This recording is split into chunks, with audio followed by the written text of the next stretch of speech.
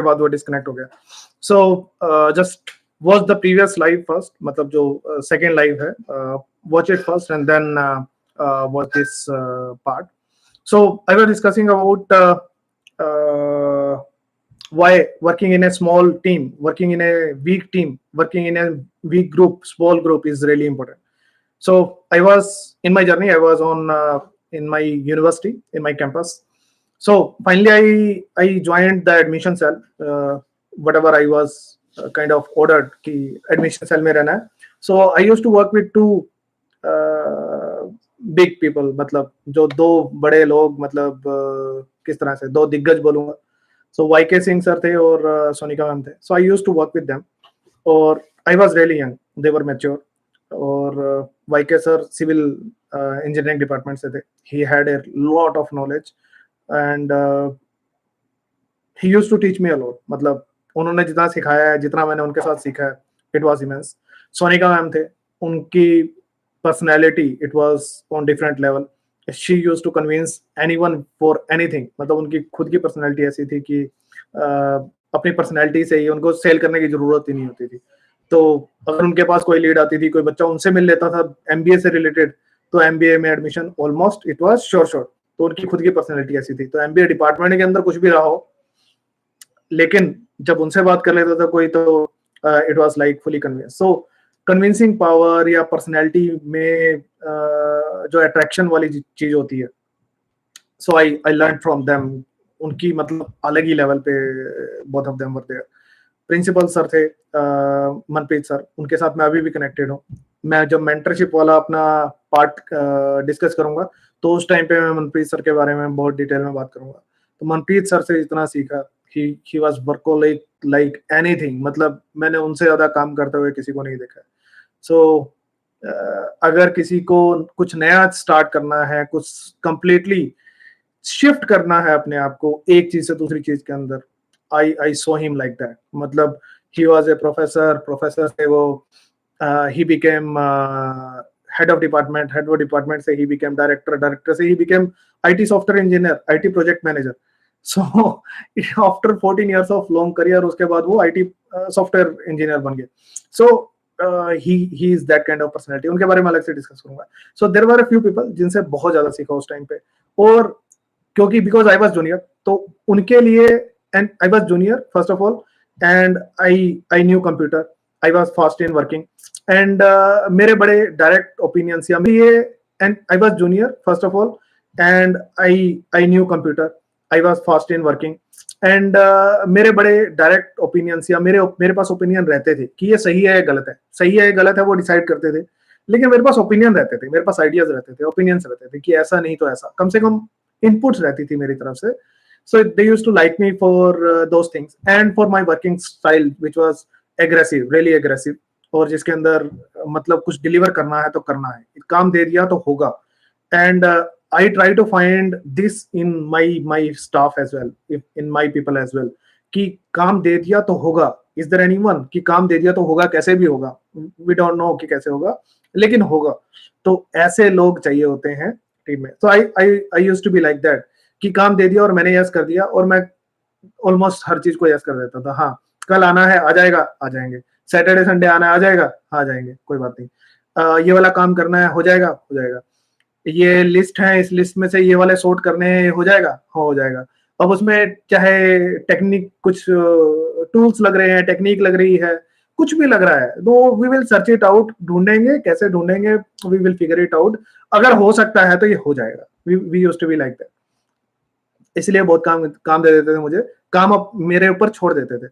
और वीकेंड पे जब मैं अकेला आके एडमिशन सेल ओपन करता था, तो उसके अंदर एक स्पेशली चीज रहती थी, you are the owner of everything. आप ही हो, और आपके लिए एक पीएन भी आया है, जो मतलब आपके लिए नहीं आया, बेसिकली जो भी लोग विजिट करने के लिए आने वाले हैं, तो उन सब के लिए आया है. एंड कभी वाईके सर भी आ जाते थे साथ में, कभी सोनिका मैम भी आ जाते थे, मनप्रीत सर भी आ जाते थे, वो पास ही रहते थे. तो I used to have like, but उस दिन के लिए, 2 दिन के लिए, जितने दिन हॉलीडे है, मतलब कोई हॉलीडे है या फिर सैटरडे संडे वीकेंड है, उस टाइम पे अगर मैंने कमिट किया है कि मैं आऊंगा और मैं एडमिशन सेल हैंडल करूंगा, तो you are like the owner of the university in those 2 days. तो रिस्पॉन्सिबिलिटी भी आप ही किया और ओनरशिप भी आप ही किया, सब कुछ आप ही हो वहाँ पे. और जो भी कोई स्टाफ मेंबर उस टाइम पे आए हुए हैं, चाहे वो नॉन टेक्निकल स्टाफ है या कोई भी स्टाफ मेंबर है, टीचर्स तो नहीं आते थे, तो मतलब आपका उनके साथ कम्युनिकेशन है, कोई अगर आएगा, लीड होगी, कोई विजिट करने के लिए आएगा तो आपको डील करना है। एंड वो इंडिपेंडेंट डीलिंग, एक इतना यंग बंदा होके भी you are just doing your first job, उस टाइम पे आपको अपॉर्चुनिटी मिल रही है वो करने की, आपको डील करने की अपॉर्चुनिटी मिल रही है। दो तरह से रिएक्शन हो सकता है, पहला एक तो डर वाला रिएक्शन है, यार कुछ खराब कर दिया तो गालियां पड़ेंगी। दूसरा, take it as an opportunity, थोड़ा सा कॉन्फिडेंस रखो, चीजें बतानी है, उनको काउंसिल करना है, उनको बताना है, आपको घुमाना है, यूनिवर्सिटी में घुमाना है, ये अच्छा है, ये अच्छा है, ये हॉस्टल है, ये ग्राउंड है, वो है, ये गर्ल्स हॉस्टल है, ये फलाना, ये ढिमका, ये स्कूल बन रहा है साथ में, ये सारी फैसिलिटीज हैं, ये सब कुछ आपको घुमाना है, लेबोरेटरीज घुमानी है, सारी लैब्स की चाबियां आपके पास है, और लैब्स दिखाने के लिए लैब असिस्टेंट्स आए हुए हैं, वो है, and everyone knows you because you are the part of admission cell, because you are someone who is running the university, क्योंकि admission cell admission नहीं करेगा तो कुछ नहीं होने वाला है। तो that kind of value we used to have, तो वो अच्छा भी लगता था, वो लर्निंग भी है बहुत जबरदस्त, और वो कॉन्फिडेंस भी देता है कि you are something else, you are something in the university, और थोड़ा सा कॉन्फिडेंस भी आता है, कभी कभी और कॉन्फिडेंस भी हो जाता है, but that's fine, it's the part of process, भगवान नहीं होता हर कोई, so don't worry about it. सो वो बहुत अच्छा, बहुत इंजॉइंग फेज था। तो हार्ड वर्क के साथ ही आ रहा था वो इंजॉयमेंट भी साथ में, कि you are seeing that oh people know you, आते हैं, हेलो सर, आप लैब टेक्नीशियंस के साथ बैठे हैं, उनके साथ बात कर रहे हैं, वो खेल रहे हैं, आप भी साथ में खेल रहे हैं, तो जब कोई विजिट नहीं है तो कोई बात नहीं, आप खेल रहे हैं तो कोई बात नहीं, कोई दिक्कत नहीं, संडे है, so it's not a problem. So you have different kind of bond with many people, अलग तरह का बॉन्ड है। अब आपको कोई भी काम कराना है, आप पर्सनल लेवल पे, मतलब आप प्रोफेशनल चैनल से होके जाओगे, शायद हो या ना हो, पहुंचे भी ना रिक्वेस्ट। दूसरा, आप डायरेक्टली जा रहे हो और बोल रहे हो रजत भाई ये काम कर दे, वो मना नहीं कर सकता भाई, आप तो जिगरी हो चुके हो, हर रोज काम करते हो साथ में। तो किसी भी लेवल पे, आप नीचे से लेके पीएम से लेके आप हाईएस्ट लेवल के लोगों को जानते हो, आप डायरेक्टली काम कर रहे हो, स्टेक होल्डर जो है, कोर टीम है, मैनेजमेंट, आप उनके साथ काम कर रहे हो, और जब आप ऐसा कर रहे हो तो कितना कुछ सीख रहे हो, कितना कुछ गेन कर रहे हो, उन लोगों का ट्रस्ट गेन कर रहे हो, ठीक है, you are delivering as well, ठीक है, तो जो डिलीवर करने में लर्निंग हो रही है वो लर्निंग ले रहे हो, ठीक है। तो अगर आपको कोई नई चीज करने को बोल दिया, मतलब 12 लाख लोगों का डाटा है, एक्सेल की शीट मिली है 12 लाख लोगों की, अब उसके अंदर से बोला है जितेंद्र इसके अंदर से सॉर्ट करके दे, झारखंड के बच्चों को कॉल करनी है और मुझे निकाल के दो। आपने एक्सेल शीट कभी चलाई नहीं है, गूगल किया, ये किया, वो किया, इसमें से ऐसे कैसे सॉर्ट करेंगे, सॉर्ट करके आपने हर एक स्टेट की अलग अलग शीट बना के दे दी है। अरे वाह, एक टूल सीख लिया आपने। अगला उसी से आपने सिटीज की आपने निकाल के दे दी है। फिर आपने कहा यार ये लोग डाटा फीड करते हैं, इस डाटा फीड करने के बाद इसके अंदर से आपको सिर्फ पॉजिटिव लीड वाली निकाल के दे दो। आपने उसके लिए भी टूल सीखा, इसको सॉर्ट करना है, डिलीट करना है, और आपने उसके लिए आपने धीरे धीरे करके क्या सीख लिया, एक एक्सेल पूरा चलाना सीख लिया, क्योंकि आपको 12 लाख का डाटा मिला था जितने लोग थे, और आपको उसको करके देना था। बैठ के एक एक एंट्री करते हो या कोई टूल सीख लो, टूल सीखा और वो करके दे दिया, एक नई चीज सीख ली आपने। MS वर्ड वहीं पे सीखा। आपको लिखना है बहुत सारा, रिपोर्ट्स बनानी है, लिखना है, रिपोर्ट्स बनानी है, लिखना है, रिपोर्ट्स बनानी है, लिखना है, यही काम है। नैक की रिपोर्ट बन रही है, आप काम कर रहे हो उनके साथ, क्योंकि दे बिलीव ऑन यू, और आप वहां बैठे हो, आप ऐसे रूम में बैठे हो, डायरेक्टर के रूम में बैठे हो, आप वहां पे डायरेक्टर आपको इंस्ट्रक्शंस दे रहा है, बाहर नहीं निकाल सकते। मेन कैंपस MMU मौलाना, वहां से बहुत सीनियर लोग आए हुए हैं, वो भी उसी रूम में बैठे हैं और वो कन्वर्सेशन कर रहे हैं। आप क्योंकि वो रिपोर्ट बना रहे हो, आपको बाहर नहीं निकाल सकते। जो वो बोल रहे हैं, जो बातें कर रहे हैं, ये जो सब चीजें हैं, and you are listening to those things. आप कोर मैनेजमेंट की बातें सुन रहे हो बैठ के, and it is happening by default. आप सुनना चाहते हो या नहीं सुनना चाहते, आप सुन रहे हो। एंड ऑल दोज थिंग्स कि बड़े लोग बातें कैसे करते हैं, कोर मैनेजमेंट की मीटिंग चल रही है और वो बातें क्या करते हैं, आपको नहीं निकाल सकते, क्योंकि वहीं से ही वो इंस्ट्रक्शंस भी दे रहे हैं और आप रिपोर्ट के अंदर एडिट कर रहे हो। आप क्योंकि अच्छे थे और आप बहुत अच्छा करते आए थे, तो you got an opportunity to sit inside that room, और उस रूम में बैठ के और वो सब चीजें सीख रहे हो कि बड़े लोग बातें कैसे करते हैं। जिस ऑर्गेनाइजेशन में आप काम करते हो, उस ऑर्गेनाइजेशन का मालिक क्या बातें करता है, उनकी माइंड प्रोसेस क्या है, उनकी थॉट प्रोसेस क्या है, और वो प्रॉब्लम्स को कैसे डील करते हैं, वो डिस्कस कर रहे हैं बैठ के। यार ये इशू हुआ तो इसका क्या होगा, अगर ये क्वेश्चन रेज कर दिया तो क्या बोलेंगे। आपको प्रॉब्लम समझ आ रही है, प्रॉब्लम सॉल्विंग समझ आ रही है, and you are able to learn so many things in that entire conversation. You are not the part of conversation, you are just a passive listener, आपको इनपुट भी नहीं दे रहे हो, आप उनके सामने बोल भी नहीं रहे हो, लेकिन whatever you are gaining that time, it helps you in growing. पता नहीं आज मुझे वो चीजें यूज होती होंगी, शायद पिछले 10 साल के अंदर वो सब चीजें मैंने यूज ना की हो, लेकिन कहीं कहीं ना कहीं somewhere down the line you can use those all those things, कहीं ना कहीं वो यूज होने वाली है। And this is a learning, same learning with the social media as well, वो भी मैं कवर करूंगा।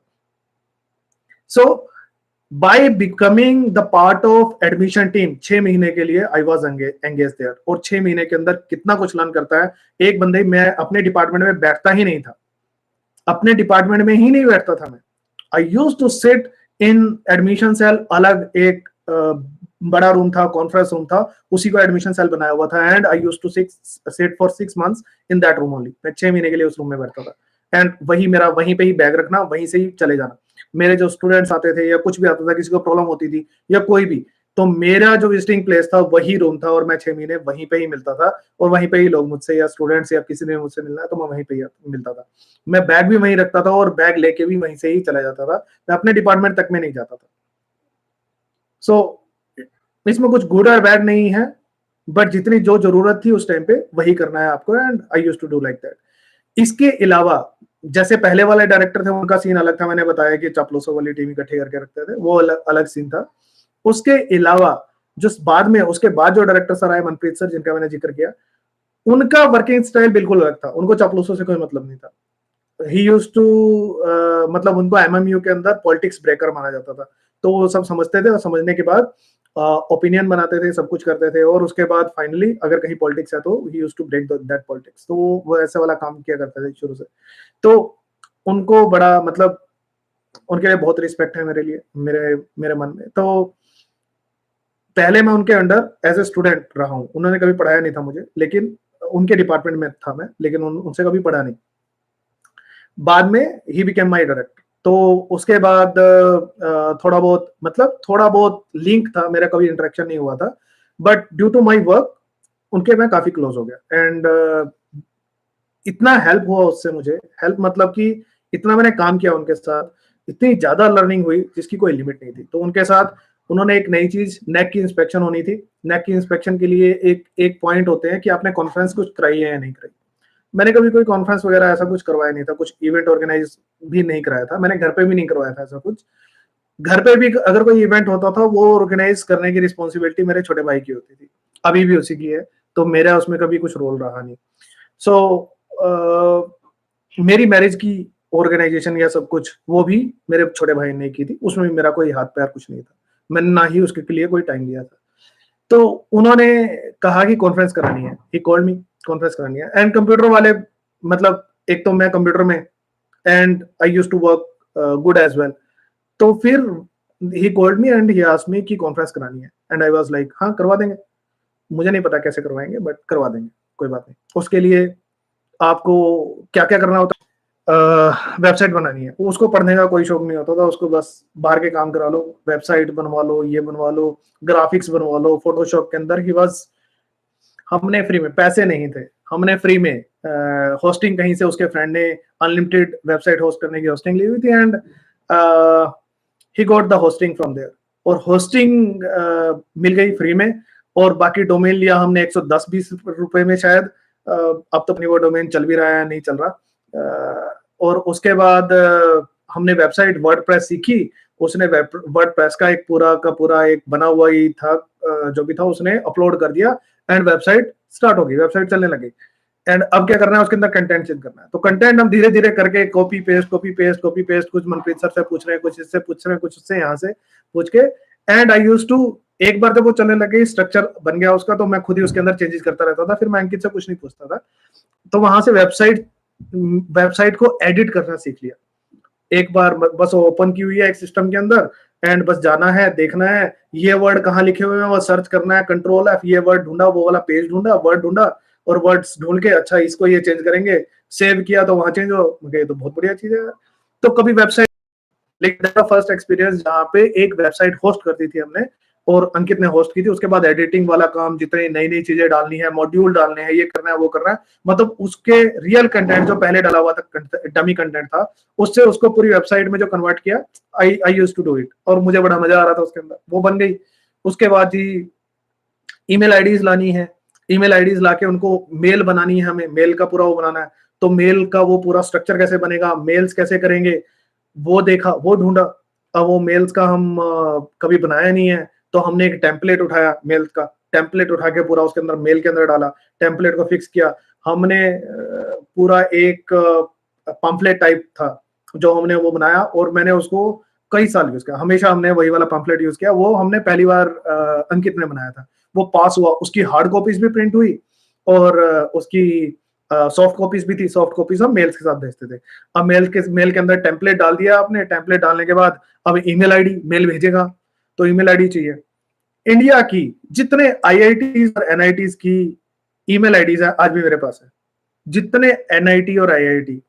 तो उसमें देखा यार, एक नेशनल कॉन्फ्रेंस थी। नेशनल कॉन्फ्रेंस के अंदर कौन मान सकता है कि आईआईटी एनआईटी से पेपर आएंगे, लेकिन सिर्फ यही दो ऑर्गेनाइजेशंस थे, दो टाइप के ऑर्गेनाइजेशन थे, जिसमें हर प्रोफेसर की ईमेल आईडी दी होती है। अब भाई ईमेल आईडी तो वही अवेलेबल है, बाकी सबको क्या बोला, प्रोफेसर्स को, टीचर्स को बोला कि सबकी रिस्पॉन्सिबिलिटी है कि 2-2 3-3 पेपर लेके आने हैं आपने।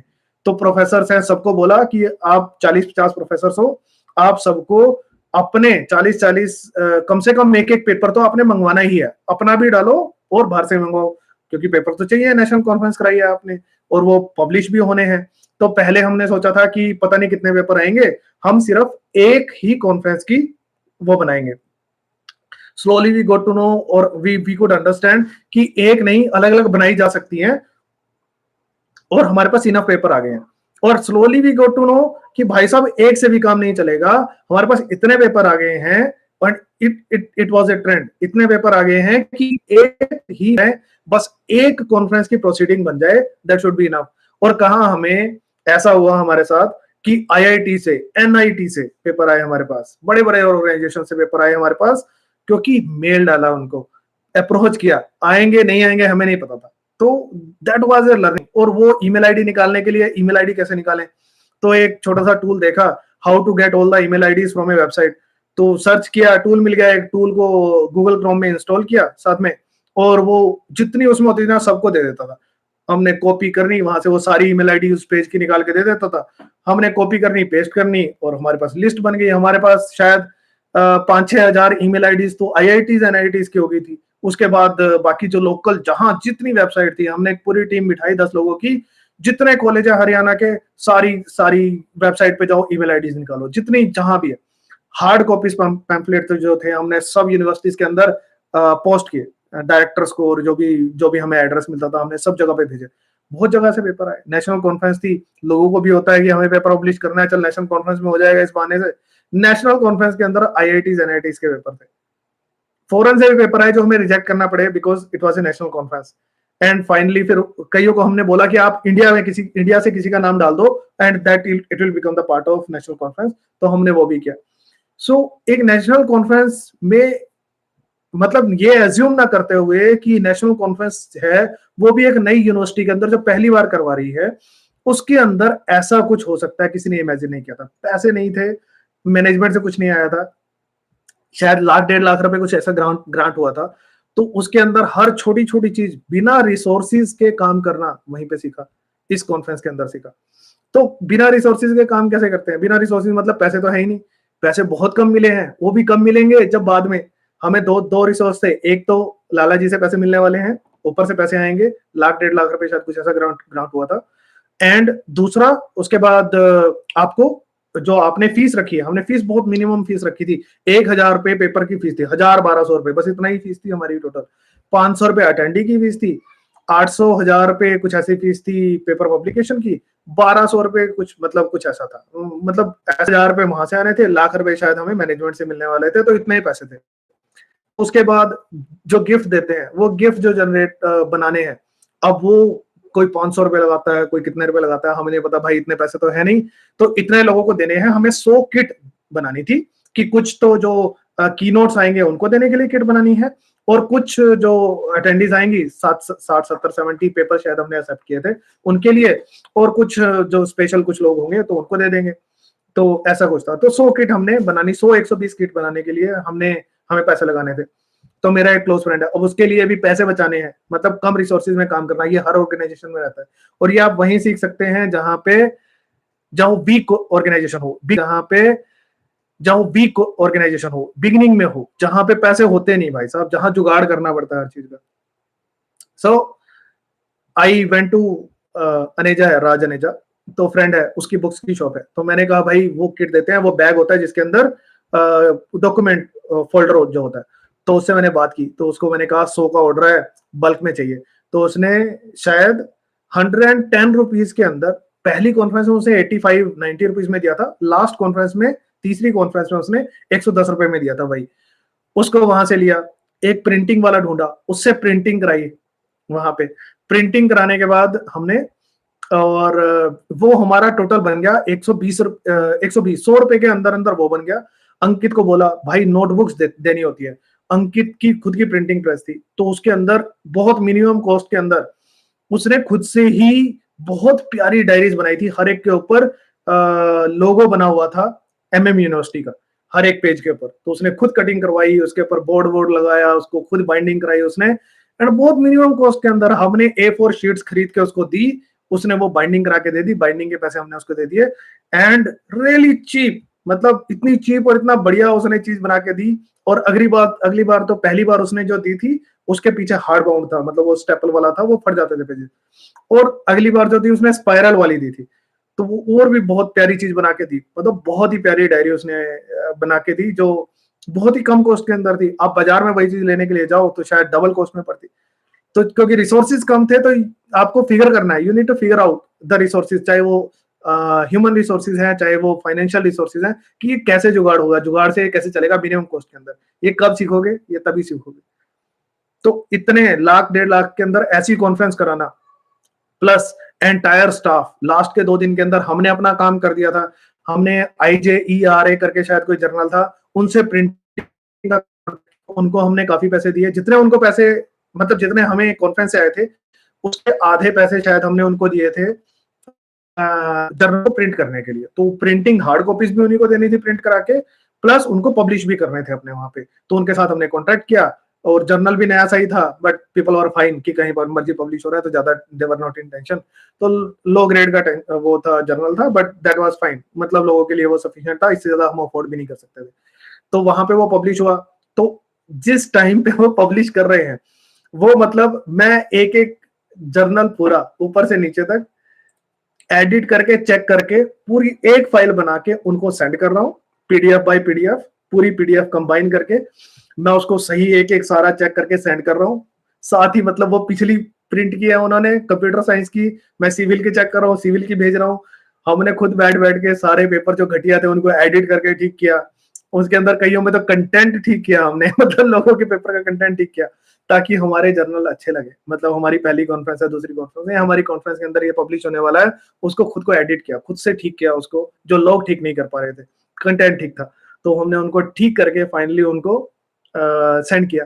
इधर से मैं सेंड कर रहा हूँ, प्रिंट कर रहे हैं, सेंड कर रहा हूँ, प्रिंट कर रहे हैं। इधर से मनोज सर गए हुए हैं दिल्ली, मनोज सर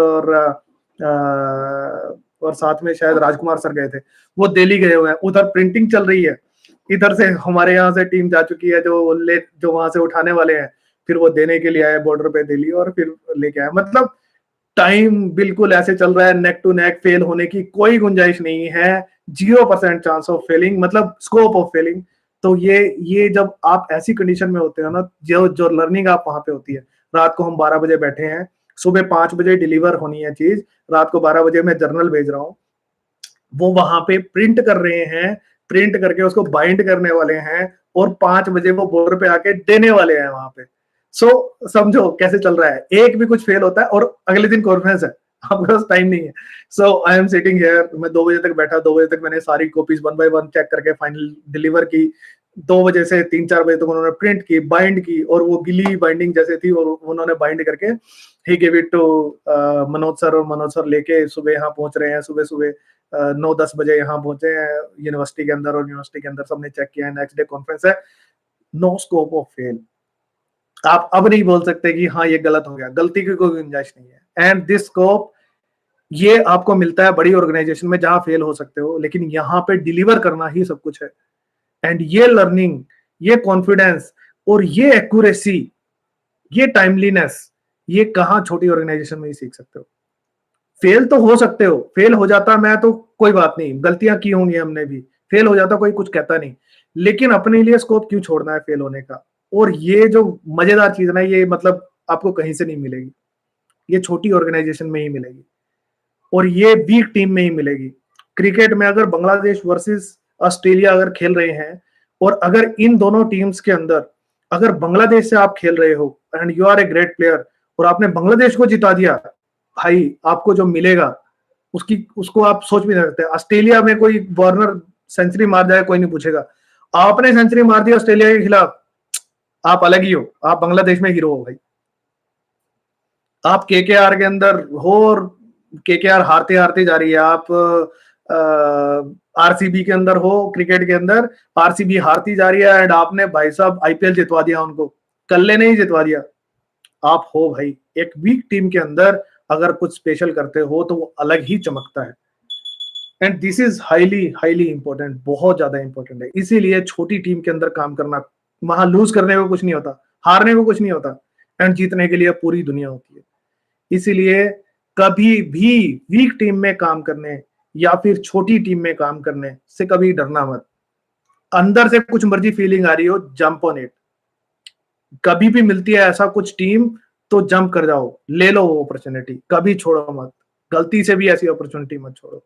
बिकॉज जो ये अपॉर्चुनिटी आपको जो सिखाएगी ना, जो ये जगह जो आपको सिखाएगी, कोई नहीं सिखा सकता। तो अगर कभी मौका मिलता है टीसीएस वर्सेस एक छोटा स्टार्टअप ज्वाइन करने का, तो छोटा स्टार्टअप ज्वाइन कर लो। अगर मौका मिलता है कि दो टीम है, this team versus this team, ये हल्की टीम है, हल्की टीम ज्वाइन कर लो। समझ गए? So that is an important thing. जितना मैंने, there are so many stories, I am emotionally really deeply connected with the university जहां मैंने पहले 4 साल बिताए बीइंग ए टीचर। टीचर से ज्यादा बहुत कुछ था मैं वहां पे, बहुत सारे लिंक्स हैं, बहुत सारे स्टूडेंट्स हैं जो अभी भी कनेक्टेड हैं, और मेरे पढ़ाने का मेथड भी अलग हुआ करता था। तो बहुत सारी मेमोरीज हैं, शायद आने वाली वीडियोस में और एग्जांपल्स के साथ कभी कभी बीच में आती रहेंगी। ये ऑलरेडी लाइव बहुत लंबा हो चुका है, it's kind of story I am sharing, but वहां की और बहुत सारी चीजें हैं जो सीखने के लिए हैं, और बहुत सारे लोग हैं। एक एक पर्सन पे अगर बात करूं तो चाहे वो एक छोटी ऑर्गेनाइजेशन का पार्ट थे, लेकिन अपने आप में देवर समथिंग। शायद उन्होंने कुछ बहुत बड़ा बनाया ना हो, ऐसा सब्सटेंशियल बनाया ना हो, लेकिन हर एक में होता है ना कुछ चार्म होता है, कुछ ना कुछ होता है जो आप सीख सकते हो। सो हर एक में था, बहुत सारे लोगों में था। एंड छोटी ऑर्गेनाइजेशन में वो चमकते हुए लोग ज्यादा दिखेंगे आपको, एंड उनसे सीखने को भी ज्यादा मिलता है, वो दिखते भी ज्यादा है, एंड उनके साथ टाइम बिताने को भी ज्यादा मिल जाता है। बड़ी ऑर्गेनाइजेशन के अंदर शायद ये चीजें ना मिले। इसीलिए स्मॉल ऑर्गेनाइजेशन, वीक टीम्स, ये ज्वाइन करना, खुद को कॉन्फिडेंट रखना, उनको जिताने के लिए एफर्ट करना, ये बहुत इंपॉर्टेंट है। And whenever some team is losing, whenever some team is just on edge, मतलब ऐसे आज हैं कल नहीं है, ऐसे वाली कंडीशन है, ठीक है। जब ऐसी कंडीशन होना तो फेलियर ऑप्शन होता ही नहीं है उसके अंदर, उसके अंदर तो लड़ना है, मरना है, बस यही ऑप्शन है। ऐसी टीम के अंदर जो लर्निंग होती है, ऐसी टीम के अंदर जो बॉन्ड बनते हैं, उसकी कोई लिमिट नहीं होती। ऐसी टीम में जो सीखते हो उसकी कोई लिमिट नहीं होती। एंड वो आपको लाइफ लॉन्ग, पैसे मिले ना मिले, हमेशा मैं अपनी टीम को एक चीज बोलता हूँ कि पैसे के लिए कभी काम मत करना, क्योंकि पैसे जो सीख लोगे ना, बिना पैसे को माइंड में रखे हुए पागलों की तरह काम कर लोगे। मैंने आपको एडमिशन टीम बताया कि 6 महीने एडमिशन टीम में रहता था, 6 महीने एडमिशन टीम में रहता था और 6 महीने कॉन्फ्रेंस की टीम में रहता था। जैसे एडमिशन टीम से बाहर होता था, कॉन्फ्रेंस का काम स्टार्ट हो जाता था कि सितंबर अक्टूबर में बाहर हुए एडमिशन टीम से, और नवंबर दिसंबर में कॉन्फ्रेंस अनाउंस हो जाती थी। तो नवंबर दिसंबर से टिल मार्च एंड में वो कॉन्फ्रेंस होती थी। एंड कॉन्फ्रेंस में मार्च में रखते क्यों थे भाई साहब? एसी, और लोगों को रोकेंगे कैसे? हॉस्टल्स में एसी नहीं है, लोग रुकेंगे कैसे? ऐसे मौसम में करनी है कॉन्फ्रेंस, जिस मौसम के अंदर ना तो ठंड हो ना गर्मी हो, कि ना तो हमें लोगों को जैन में बुलाना है, जनवरी में बुलाना है, ना ही हमें लोगों को गर्मी में बुलाना है कि एसी में कौन बिठाएगा उनको, एसी की फैसिलिटी नहीं है हमारे पास, हम ये सब मैनेज कैसे करेंगे।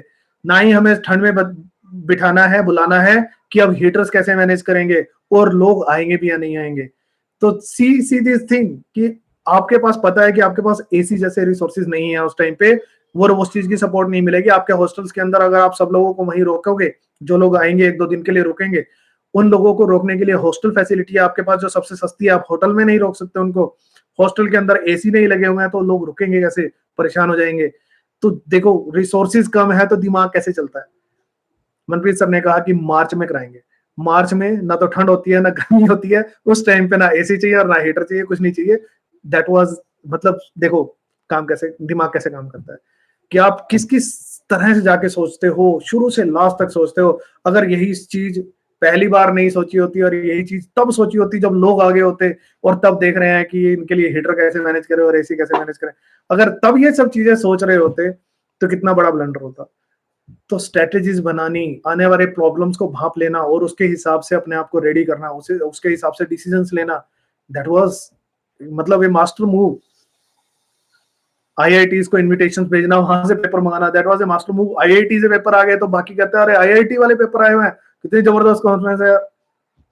आपने अप्लाई किया तो आए, एप्लीकेशन की इतनी पावर होती है। So all this things are really really important. इसीलिए हमेशा हमेशा ट्राई करो। और ऐसी बहुत सारी स्टोरीज हैं जो मैं आपके साथ शेयर कर सकता हूँ जिसके अंदर वीक टीम के अंदर काम करने से जितना बेनिफिट होता है, उसके जितनी ग्राइंडिंग होती है वो इंपॉर्टेंट है। तो ये अंकुर वारे को जब संदीप महेश्वरी शो में आए थे, उन्होंने बोला था, शायद उन्होंने ही बोला था कि शुरू के जो ईयर्स होते हैं ना, 5-6 साल जो होते हैं, 4-5 साल जो होते हैं करियर के, कि जम के रगड़ा लगना चाहिए, मतलब पूरी ग्राइंडिंग होनी चाहिए। पता नहीं उन्होंने बोला था या किसी और ने बोला था, मुझे ध्यान नहीं है, लेकिन किसी ने बोला था, ना मुझे याद नहीं रहता है, I am weak in that. तो लर्निंग याद रहती है। सो जितनी ग्राइंडिंग आपकी होनी चाहिए ना पहले 4-5 साल के अंदर, उसकी कोई लिमिट नहीं होनी चाहिए, इतनी ज्यादा ग्राइंडिंग होनी चाहिए। और मेरे 4 साल के अंदर मेरी इतनी ग्राइंडिंग हुई है, it made me ready to sit down. 35 की एज में भी आज मैं अगर बैठ पाता हूँ इतना टाइम तक, तो वो ग्राइंडिंग की वजह से ही है। इतना काम कर पाता हूँ तो ग्राइंडिंग की वजह से है। जो सीख पाया वहां पे उसको आज इंप्लीमेंट कर पाता हूँ तो उसी ग्राइंडिंग की वजह से है, उन लोगों की वजह से है जिन लोगों की वजह से सीख पाया, उन लोगों के ट्रस्ट की वजह से है, मेरे खुद के कॉन्फिडेंस की वजह से है, मेरी खुद की डिलीवरी की वजह से है, मेरी हाँ करने की पावर की वजह से है, मेरे किसी भी चीज को डिलीवर करने के लिए जो कमिटमेंट होनी चाहिए उसकी वजह से है, प्रेजेंट होने की वजह से है कि मैं मतलब आपने बोला है और मैं आऊंगा, वो प्रेजेंस की वजह से है। एंड वो जो कॉन्फिडेंस बिल्ड होता है आपके अंदर, वो शायद पता नहीं कब आपको एकदम से ही बेनिफिट कर देगा। शायद तब मैं 20,000 रुपए मेरी सैलरी थी, 20,000 रुपए सैलरी के अंदर शायद मैंने उस टाइम पे 50,000 1 लाख 2 लाख रुपए का काम किया होगा। मैंने 50 एडमिशन कराए, अगर मैं कहीं और एडमिशन करा देता वही 50, तो दूसरे कॉलेज 25-25 हजार रुपए कमीशन दे रहे थे उस टाइम पे कि एडमिशन मिल जाए कैसे भी। अगर मैं वो सब एडमिशन कहीं और कराता तो शायद मुझे वो पैसे भी मिलते, वो मैंने खो दिए, अपने इंस्टीट्यूट में एडमिशन कराए। इवन कोई और लेके आता था एडमिशन, उसको 15-20 हजार रुपए 25 हजार रुपए मिल जाते थे। हम जो बैठ के एडमिशन करा रहे हैं खुद से, हमें कुछ नहीं मिला। फिर भी हमने कभी सोचा नहीं कि हम ये क्यों कर रहे हैं।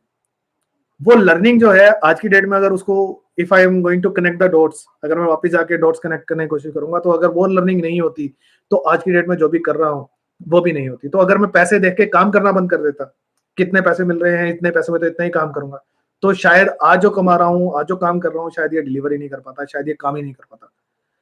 सो never think about what you are getting in terms of money, always think what you are learning. और ये लर्निंग कैसे कन्वर्ट होगी, डॉक्टर विवेक बिंद्रा वो तो जॉब करते थे ना, आज की डेट में मतलब millions of dollars I guess he may be earning every month. तो अगर उस टाइम पे ये सोचते कि 20,000 रुपए की जॉब है, 20,000 रुपए की जॉब के अंदर इतना काम क्यों करूं मैं, तो क्या सीख पाते? नहीं सीख पाते। और क्या आज मिलियंस ऑफ डॉलर कमा पाते? नहीं कमा पाते। तो अगर तब सीखते नहीं तो आज करते भी नहीं। तो इसलिए ग्राइंडिंग इंपॉर्टेंट है। जॉब, अगर आप बिजनेस के लिए रेडी होना है तो जॉब करना इंपॉर्टेंट है, जॉब में सीखना इंपॉर्टेंट है, जॉब में फर्स्ट एम्प्लॉय बनना इंपॉर्टेंट है, जिसको अगर कोई भी प्रॉब्लम आ रही है तो पता नहीं आप उस फील्ड के हो या नहीं हो, सबसे पहले आपको याद किया जाए ये बनना इंपॉर्टेंट है। अगर ये बन पा रहे हो तो शायद आप अपना काम भी कर सकते हो, because you are working close to the core team. आप मैनेजमेंट के डायरेक्टली साथ में काम कर रहे हो, इसका मतलब आप भी बिजनेसमैन ही हो, आप भी बिजनेस चला रहे हो, आप भी बिजनेस कर रहे हो, you are in that team, आप उसी टीम का पार्ट हो। चाहे जॉब कर रहे हो आप, लेकिन आप बिजनेसमैन हो, बन रहे हो, और जितना कुछ सीख रहे हो, वो जो सीख रहे हो that is also really important.